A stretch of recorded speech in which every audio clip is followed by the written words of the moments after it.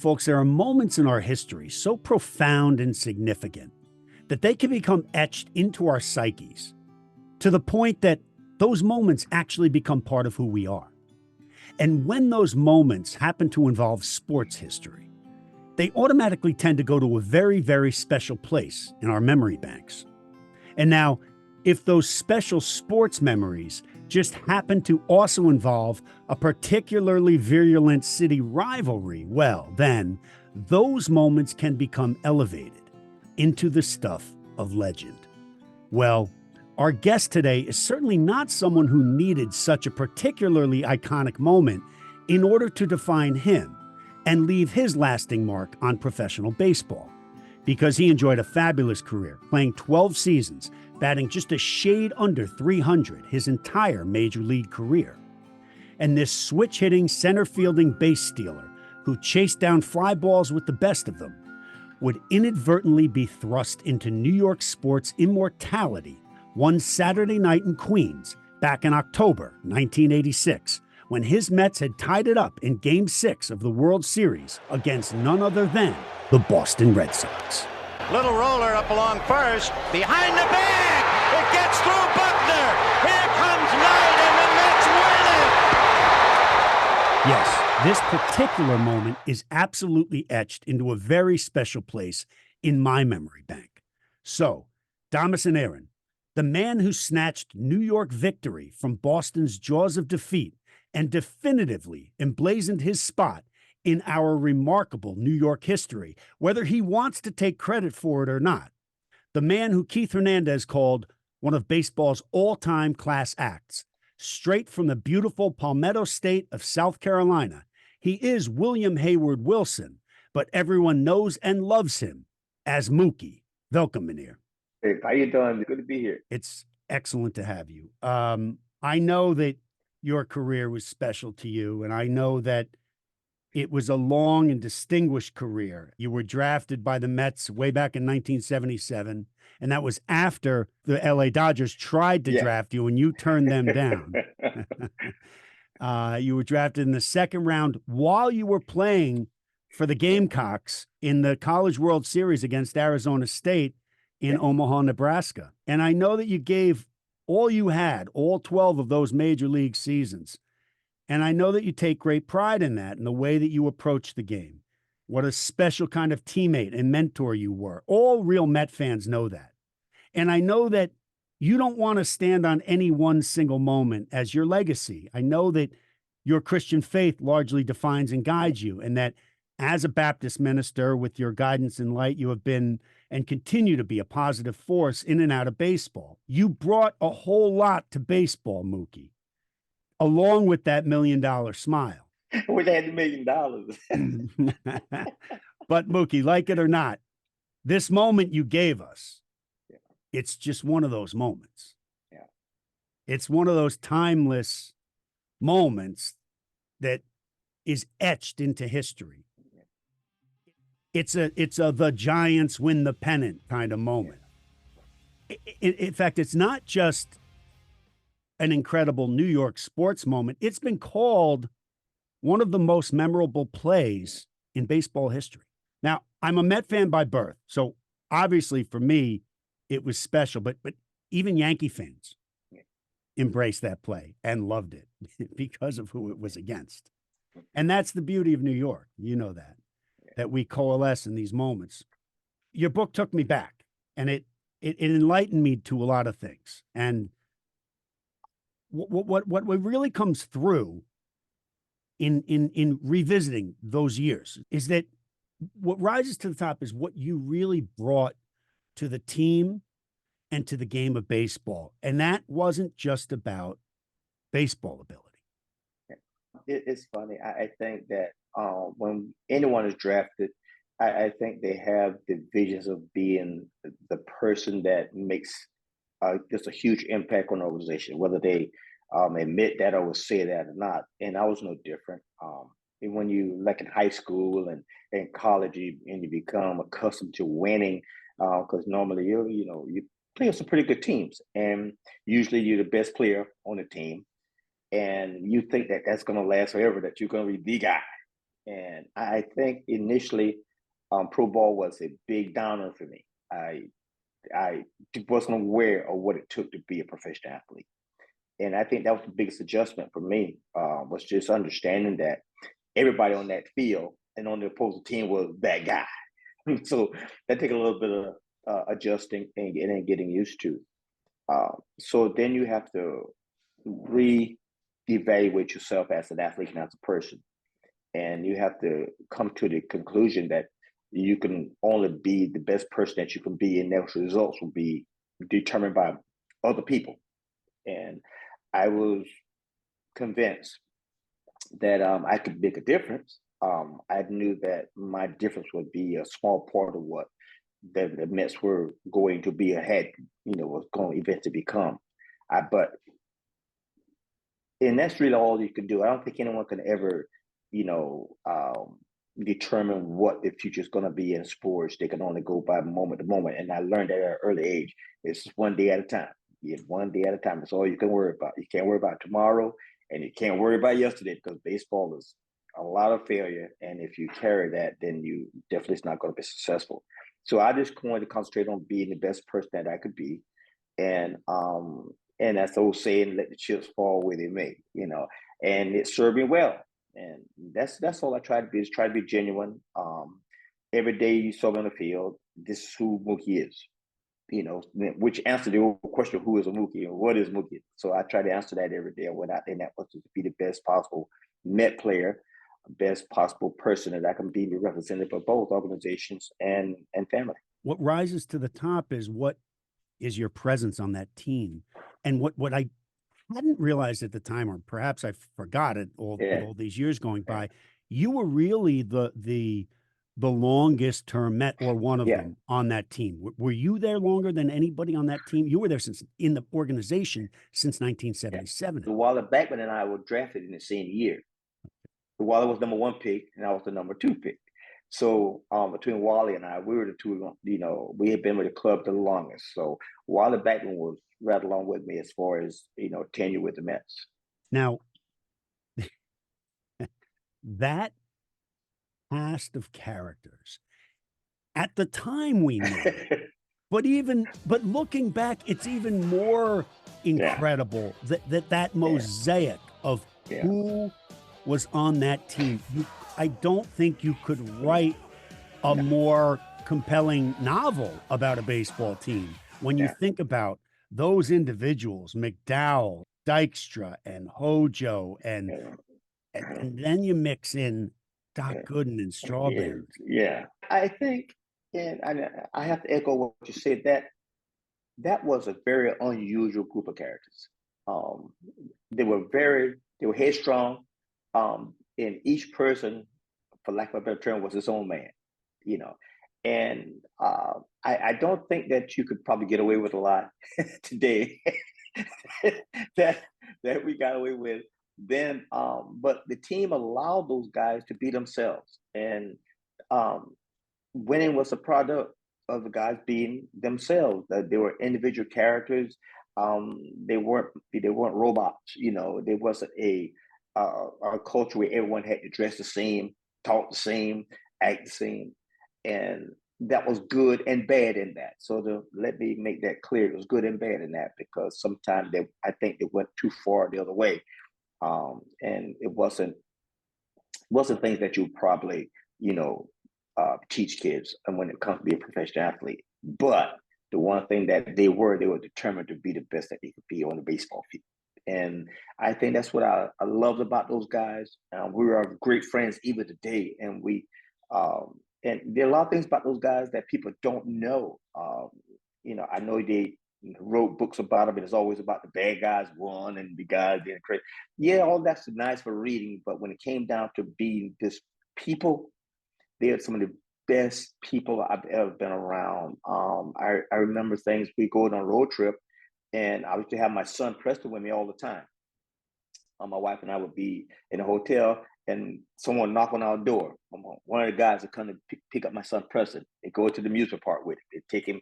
So it was like I had 25 babysitters. I didn't have to worry about it. And they took care of him on the baseball field, away from the baseball field. And that just showed me how what the guys were really all about. Yes, they had fun and they partied, they had a great time, but they were genuine people and they had a love for each other and a general respect for each other. And I think that was the biggest part that I loved about that club. And it was a big part of our success because we allowed everyone to be themselves and not judging anyone for who they were, what they said, how they dressed, even their activities away from the ball field. I love that about it. And there was a bit of that we picked up at the time. In reading through this and revisiting this, it's really one of the things I like the best about this team is that, like, Timmy Tuffle was a kid from Greenwich, Connecticut. Yeah. And a Darling went to Yeah. Yale. Strawberry came from a very different Yeah. background. So did Doc. Yeah. And you came from South Carolina in a Yeah. different kind of environment. You guys all came together Yeah. and all kind of respected everybody where everybody was from. Wally Yeah. Backman, he was a backwoods kind of guy. And, Yeah. and it was all like, and at times there was friction, but it was just so Yeah. beautiful. And there's just something so special about that. And I think it lent to the quality of that team. Well, I think that's what people didn't understand really is how that cast of characters could come together. And don't get me wrong, we had our misunderstandings. We've had a few run-ins in the clubhouse that usually stayed in the clubhouse. But I think the beauty of that club is that it allowed guys to be themselves, even no matter what background, the culture that they came from. And I think that guys appreciated that.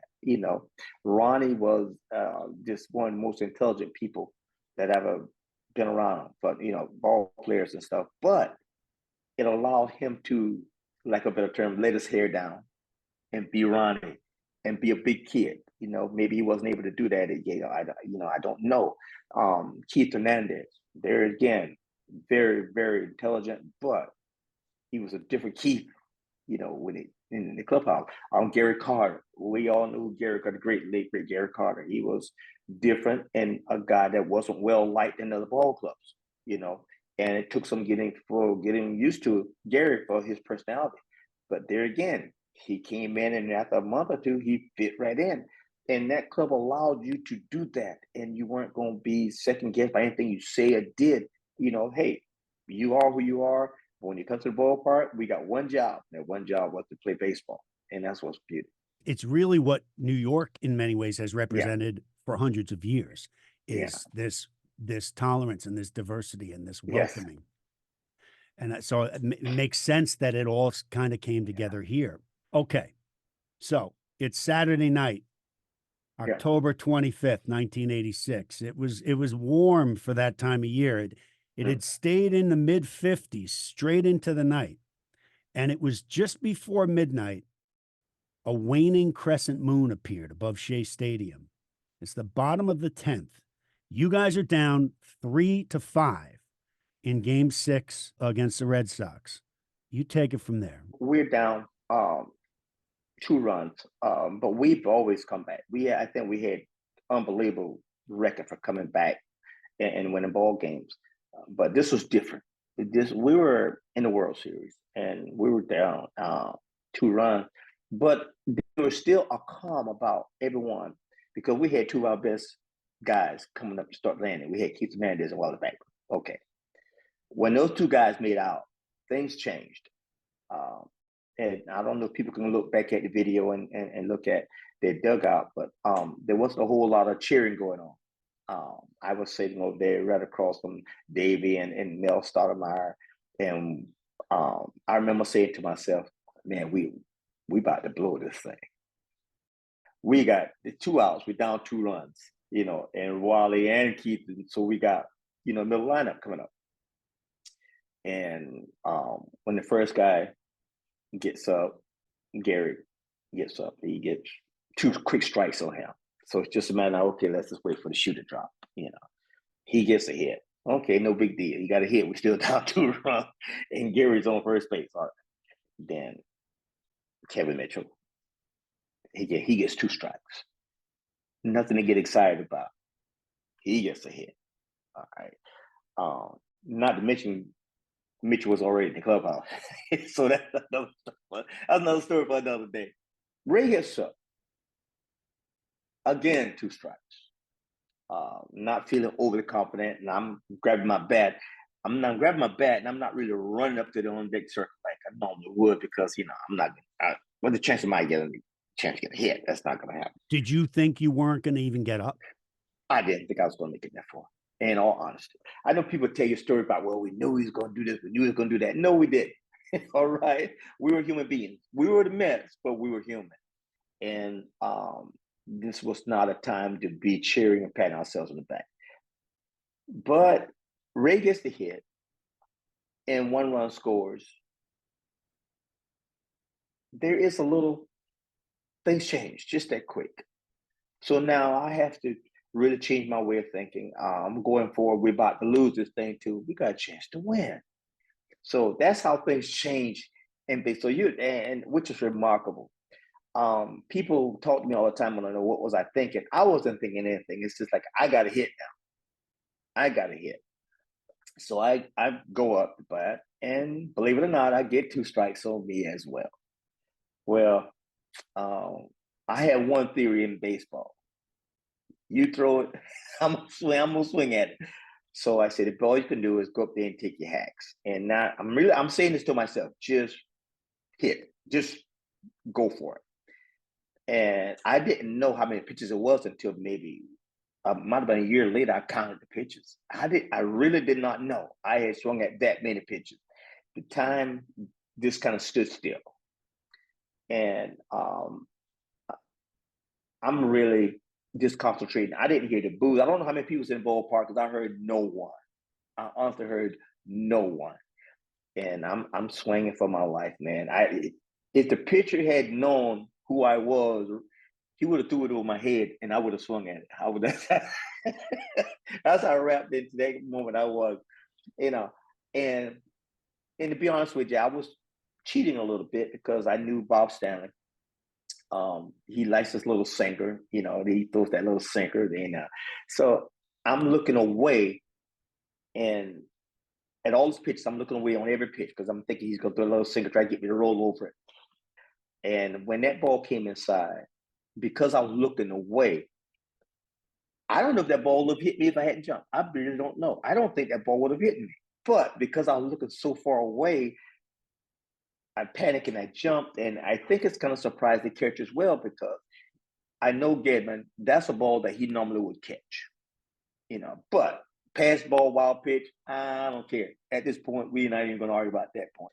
But when that wild pitch came and Mitch came in and scored, I'm playing with house money now. So now you're tied up. Now the score is tied.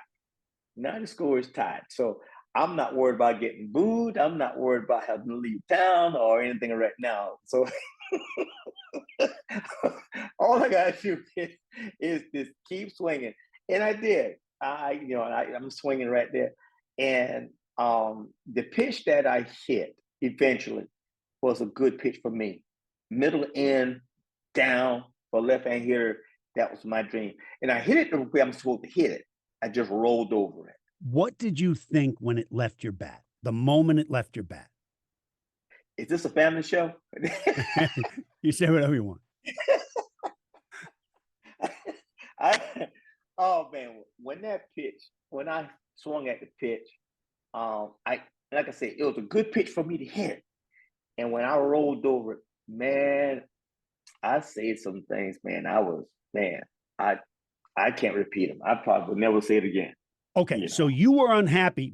It left your bat. You thought you were grounding out. Yes. Okay. Yeah, I left that because that was the pitch I've been waiting for all night. Was that pitch there? And so now I got one thing to do. I got to run. Not realizing where Buckner was or anything of that nature. I'm running, but the ball was hit so slow. It took forever to get down there.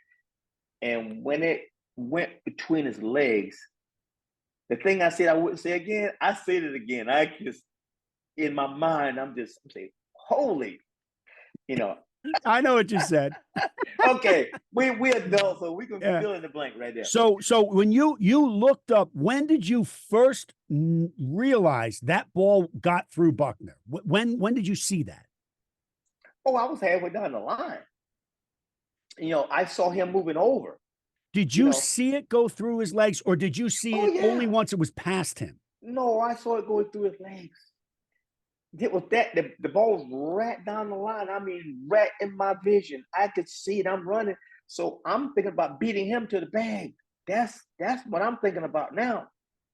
You're because he's an all-star first baseman. He's a Oh yes, veteran. This guy's going to make this play. There's going to be a oh foot yeah, race between him and me. I'm going to beat him. It goes through his legs. And what do you yeah. say?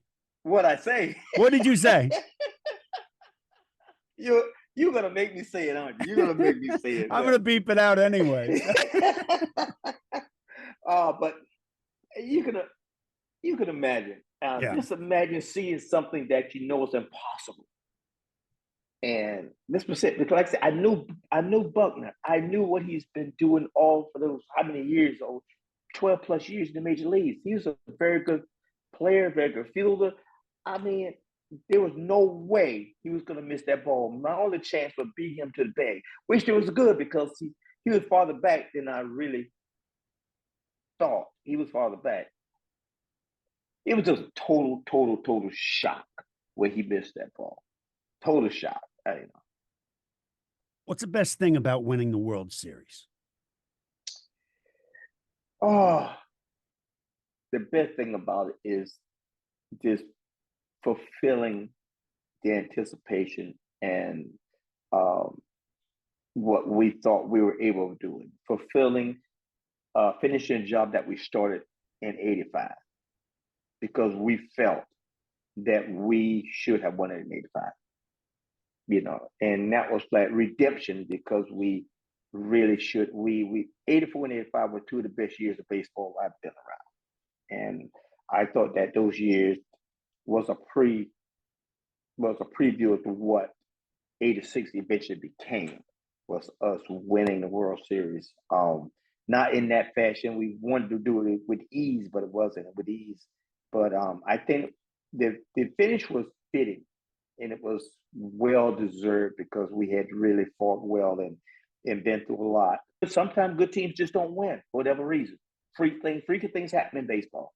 It's the best team. I have a theory. I always say the best team always win on any given day. So you might be the best team on paper, but that day's other team was better. And Boston actually was better than us for 3 games. Okay, I'm with you on that. What's the best part about winning a world championship in New York? Oh man, the fans, the fans. I think it meant more to them than did the players, and that's hard to believe because that's what you play for all your life. But we were the Mets. We were the New York Mets who have been bottom dwellers for how many years? Since '69. The Mets have had a lot of success in '69. '73 they did well, but they just to walk through the town. I've spent a lot of time walking through the towns, and there were Met fans who were almost embarrassed to see they were Met fans. Beleaguered, I think is the word. Okay, that might be the word. Okay, the people say, how can you still be a Met fan? Oh yeah, okay. Because and the Yankee fans always rub their nose in it. How many pennants, how many championships, how many flags we got waved, all that. The Met fans were always true. They were always true. And I went to a lot of schools, a lot of malls, a lot of stores, mom and pop stores, and the fans will always come out and greet me as if though I had been winning championships for those many years. And to do it in that fashion and to walk the town afterwards, you have no idea what it feels like to walk through a crowd of people and they just start cheering when they see you walking up. It makes you feel it's humbling, and it's all about the fans. I still enjoy it, but I still enjoy talking with fans about '86, and we have great conversations even to this day. I'm glad you felt that and that was communicated because I was one of those fans, and we Yeah, wanted you guys to know how much we yeah, loved you and appreciated you. That win was so special. yeah. It's never gonna go away. There's something else you said in the book that really kind of rattled me. Hmm. You coached after your playing career, and you Yeah, had two stints with the Mets actually. Um, you said that things changed in the 90s. You yeah, saw a noticeable change. It had something to do with the structure of ownership that in your day, back in the 80s and yeah, earlier, most of this ownership structure was a family owned system. And it yeah, was sort of a more of a ma and pa kind of approach, hands on, little more personally involved. But in the 90s, you saw a lot of corporate ownership come into play, and it really changed things. Tell me about that a little bit. but we saw the change, and I think that the change, um, players, even when they leave, they want to, players, the guys that I played with, they felt as if though they had been, were being forgotten, you know, and they didn't want what they accomplished to be, they wanted people to understand and remember what we accomplished, for not only the Mets organization, but for the city of New York.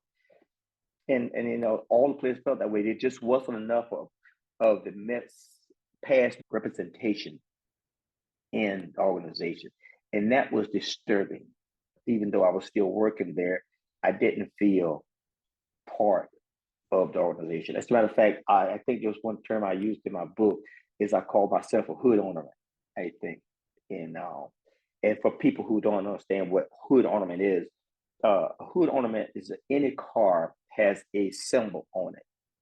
That symbol just lets you know the name of the car, but it has nothing to do with how the car runs. And that's what I thought I was. People look at me say, "Well, he is a Met," but I had nothing to do with the Mets' actual operation. You had said that it was clear that personal connection with the Mm. organization Yeah, was lost at yeah, that point. It yeah, sometime at the end or after your career and during that coaching period.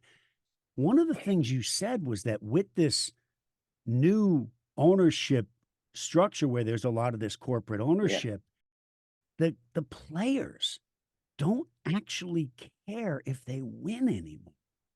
yeah, And I yeah, I mean, I read that, I understood it, but it was profound in terms of the concept of that. And then I said to myself, maybe that's why I don't really connect with baseball so much anymore, pro yeah. baseball.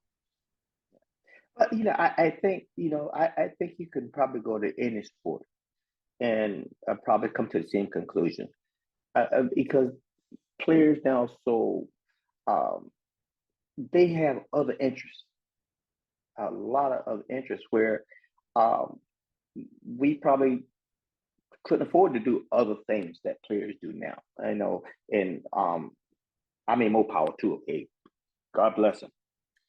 And I just don't feel that love for the game is not displayed. And I'm actually the last person that did to challenge a person's love and dedication to their profession because they just don't show it in the way that maybe we did. For instance, um, after ball games, guys would be in the baller room or the locker room or the equipment room, and they're sitting down and they're talking baseball with a couple beers. You know, this is just what we did. This is what they did. The wives would be upset sometimes the guy took so long going to the clubhouse, but but they had to talk about it. And we held each other accountable for things. I mean, somebody messes up in the game or something, not chastising them, but we was like, hey, what were you thinking in that situation? We had Keith and Gary, older players and who were Keith was a leader, and he's probably one of the best clubhouse guys you're gonna ever be around. And we weren't afraid to speak to each other, and we didn't take offense to it. We didn't get, we weren't offended when someone said, you can't do that. Just you know, we used to have the term, every time you do something stupid, it costs me money. And we had that old saying, you know. But God, you don't say that today because everybody's, you know. For that, I think I might be able to say this, and it will be true a lot. We basically it was pay for performance, pretty much. That's what our era was. Pay for performance. You got paid based on what you did. The team's performance. Yeah. Right? Yeah. Oh yeah. Oh yeah. That's what it's all about. I've read stories. Guys say, "Well, I hit 300 out. There's so much a year, but we still lost, so I can lose without you." That kind of stuff like that. So, but Right. it was all about, it was a team concept, and you can have a great year, but if it didn't show in the win loss column, um, what was your value? But today, it's Yeah. much more weighted on Yeah. individual performance. It's statistics, really, and don't get me wrong, statistics has always been a big part of baseball. Batting average, ERAs, all of that. All that's always been a big statistic. But when you get to the point where you're playing for the statistics as opposed to the outcome performance, um, the situation dictate, how good you are. Like an old good pitching coach always told me one time. He said, even though how good is his fastball, and then the pitching coach Al Jackson, he would say, well, the hitter will let you know how good your fastball is. It ain't about how hard it is whether he can square it up or not. They will let you know how good it is. So numbers, if you throw the ball 100 miles an hour, they say you got a good fastball. No, well, no. Not if there's 100 miles an hour going the other direction now all the time. It ain't that good. So, it's all about, the value of a 300 hitter now. It's the value of that home run you hit now. It's not so much as how many you hit. Well, it is not what it's not, but how many. It's not the value of. So I think that's where it has changed a lot. And I think different when we played. We didn't have. I mean, I'm thinking back on that '86 team. How many 300 hitters we had on that team? I don't know. How many 300 hitters? You know, I have to look back at. I don't. Nobody cared. Nobody really cared. So it's just one of those things. ERAs, saves. Who cares? We had one of the best bullpens in all baseball down there. Nobody cared about how many saves Jesse Roscoe had or Roger McDowell. Nobody cared. They came in and did their job. That was it. Everybody did their part, and it Everybody was did their about the part. team. Yes, that's what it was all about. It was about. There's another thing that rises to the surface in looking Yeah, back on this story for me, and it's as important as anything. Buckner became the yeah, butt of just mhm, an endless line yeah, of jokes, and yes, you know, mhm, eh, eh, New Yorkers reveled in yeah, celebrating his yeah, error. yeah, But in truth, I mean, Bill Buckner yeah, was a yeah, great person and a great yeah, player. yeah. You two became very good friends after that. Yes, yes. Tell me about that. Bill Buckner and I um, became as close as two people could come without being teammates. I mean, um, I I just wish that every person could have gotten to know him the way I did. Um, he was. I mean, we would talk to each other about baseball. We talked to each other about our families, and we just had conversation about fishing and hunting. He was a great outdoorsman. Um, he liked the ice fish. I didn't. I don't call me Bill about no ice fish. I'm not going out there in no ice for nobody. But that, he would call me. He would talk with youth. He would call me, say, Mookie, I need something to talk to some youth. I'm going to talk to some youth at his church and stuff. He said, I need some Bible verses. Can you help me out and stuff like that? This is the kind of conversation that we would have. And he was just beautiful man, beautiful family. We just uh, but here's the funny thing. After '86, I didn't talk to Bill until like '89. Never spoke to him, never saw him, never played against him again until like '89. I had gotten traded to Toronto, and had gone over to Kansas City. I'll forget how he gets there. And we're in Kansas City, and we get ready to play, Kansas City, and I'm on the ground, I'm stretching, getting ready for the game, and I see Bill walking across the field. Well, I get up and I run to center field so that I don't have to meet this guy. I don't want to talk. I don't want to talk to him. I don't want to talk to him. So something delayed him, and I couldn't stay in center field forever. So I ended up coming back to the left field line. We were always stretching. So I'm laying down on my back, pregame stretching, and Bill stands over me with a bat. And I'm saying, oh, here we go. So what do you think he was going to do with the bat? I don't know. But I've heard the horror stories, so who knows what's going to happen. So I'm laying on the ground on my back, get ready to do my sit-ups, and he says, hey, Mookie, you want to hit me some ground balls? I said, I look at him, I'm saying, what in the world? And that's how our relationship started. That's how our relationship started. And from that day, we just somehow we always ended up doing something together. And we had this one company in New York called Steiner Sports. And he wanted Bill and I to do some things together, and we kind of didn't do it at the beginning, but then we eventually, I talked to Bill, we said, well, let's give it a try. So we did some private stuff. And then eventually we started going out doing TV shows, radio shows, theater shows, when they Q&As.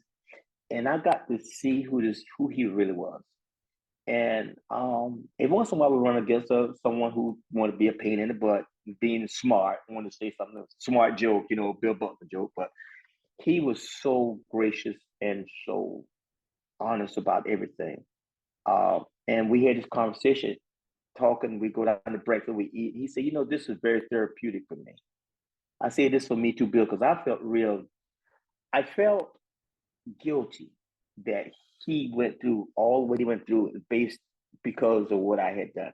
Oh, and he said, that's baseball, man. He said, that's what it is. He said, I'm making no excuses about it. He said, hey, it's just what it is. And he said, let's embrace it. So we end up just embracing the whole Mookie Buckner situation. And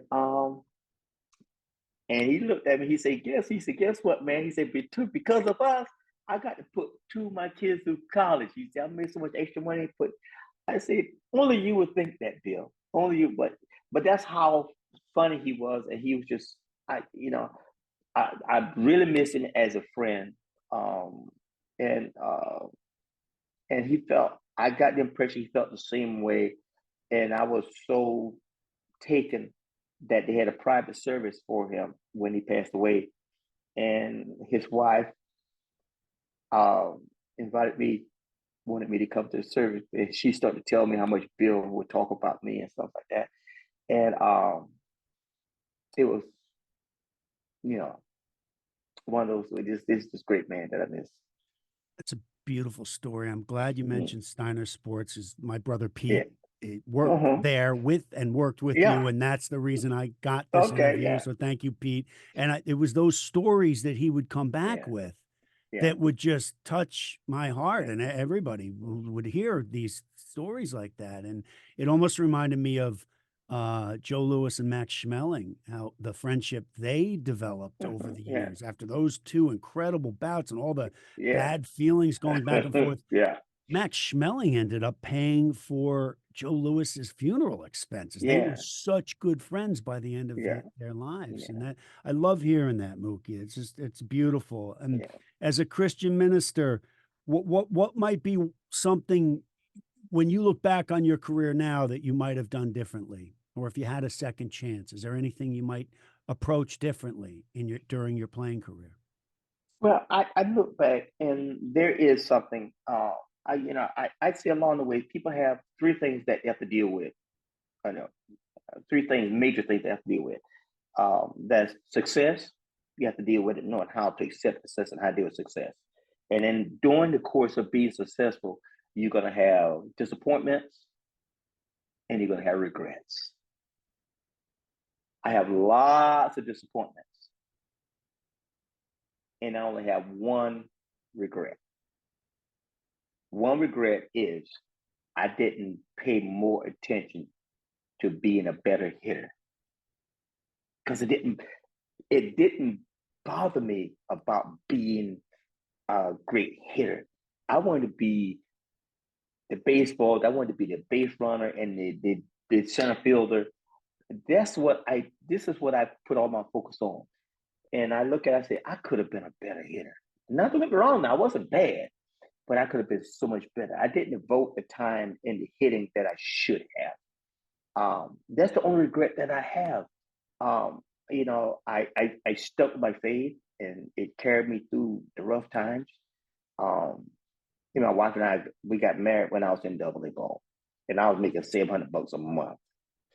Why would I even get married? That just was dumb on my part. But I just put her through so much, and she stuck there.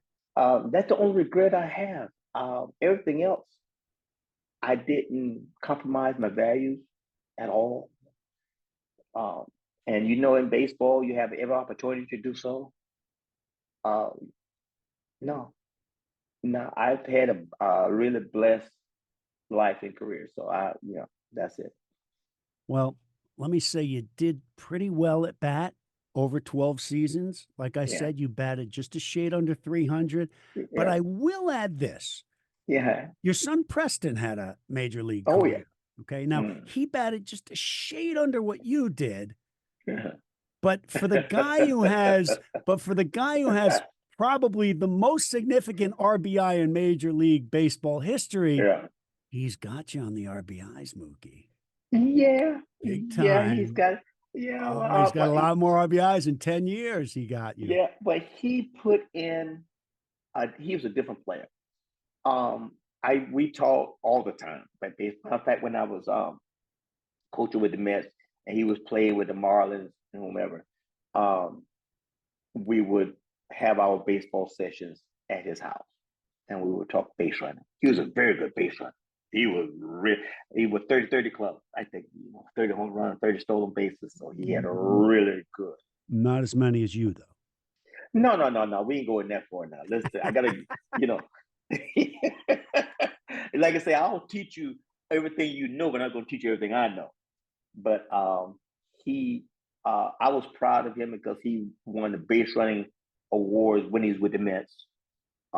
And he continued that on. He became one of the best defensive center fielders in the game. He was just a different ball player. He had more tools to work with. He was a big kid, strong, and he learned to maximize that.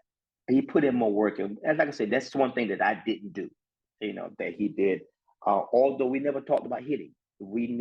I spoke with him the same way my father would talk to me about baseball. It was all about the approach to your game. Let's go out, the approach to your game. That was it. He also had a pretty good coach from the beginning, didn't he? Oh, yeah. Well, I would like to think he had a pretty good coach. He was, but to be honest with you now, in his amateur career, I stayed away. Really? I think that was too much to put on any kid to be in the shadows when a kid is trying to learn, and you have a coach, and then you have a dad who wants to be a coach, and he's going to be conflicted between what advice to take. And because you were a major league player, you didn't want to put that level of pressure on him. Yeah, let them do their jobs. And when he had a question, then he would come to me. Then we would talk. But I would never voluntarily say, "Hey, you need to do this. Hey, you need to do that." No. Because baseball is not a one-size-fits-all. Good for you. Mookie, I want to know about what's going on today. You're a very busy man. Yes. And I know you have a business or two. And tell us what's going on. Well, first and foremost, as you mentioned before, I'm a Baptist minister. I don't have my own church. People ask me that. I'm in one of the associate ministers at my church in Columbia, South Carolina, Zion Mill Creek Baptist Church. So I do that, my studies.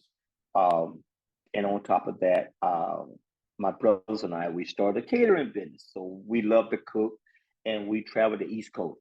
And so we cook barbecues and formal dinners, and that's what we do. As a matter of fact, we headed to Cooperstown this weekend.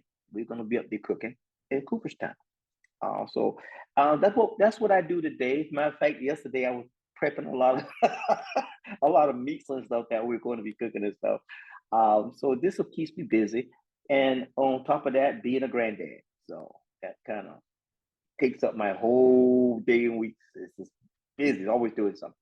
Good for you. Good for you. And you'll come up to New York. Oh, we doing New York. We're doing Cooperstown Legends game. We're going to Brooklyn to do a tailgate thing for them. Then we're going to City Field during that same week to do a tailgate thing for their season ticket holders. And there are other events that we don't have that we're still putting on the books and stuff. We're going to Syracuse. We're going to be going up there again. So we got quite a few things going on. Excellent. And how do people contact you for the catering work? You can go on our website, Legacy Catering, legacycatering.net. LegacyCatering.net.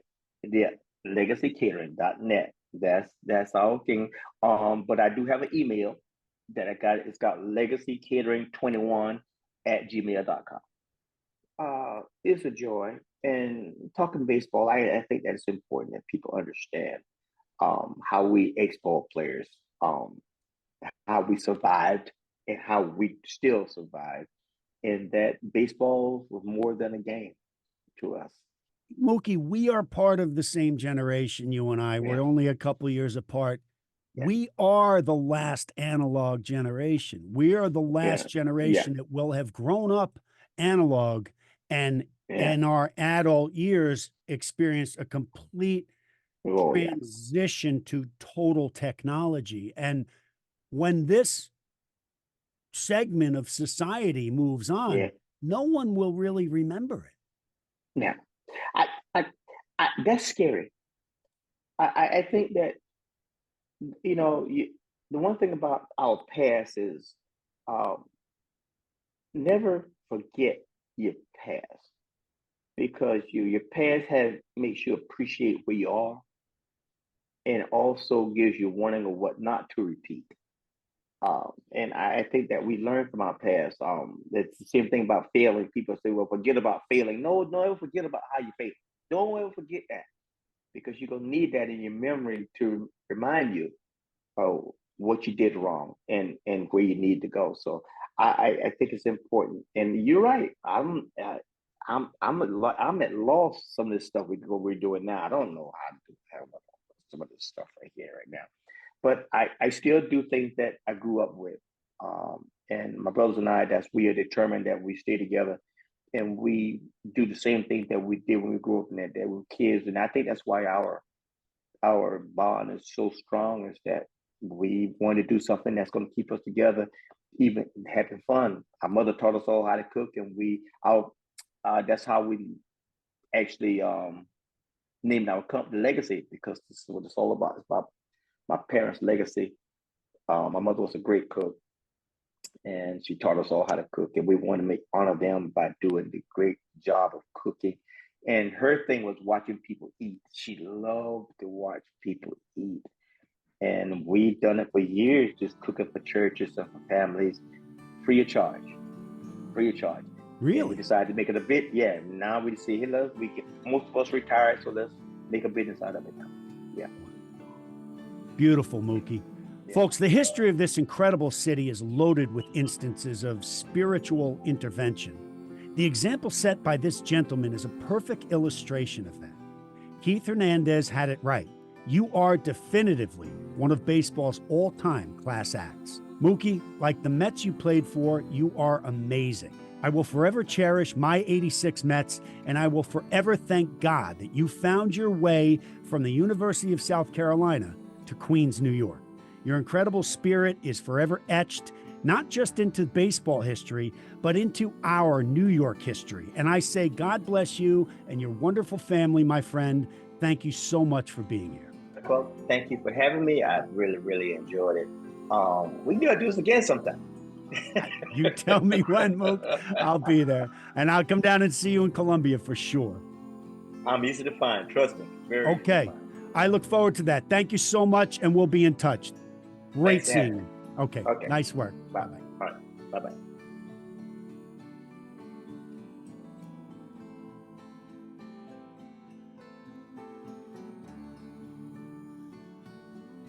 Island and Island Voices are available on Apple, Spotify, and wherever you listen to podcasts. Links to both are also available on the homepage of our website, thepodcastisland.com. Island Voices is a production of Chance Kelly, Inc. and may not be reproduced or re-exhibited in any manner, in whole or in part, without authorization. Thank you. And if you're watching us on YouTube, please be sure to subscribe. History's cool.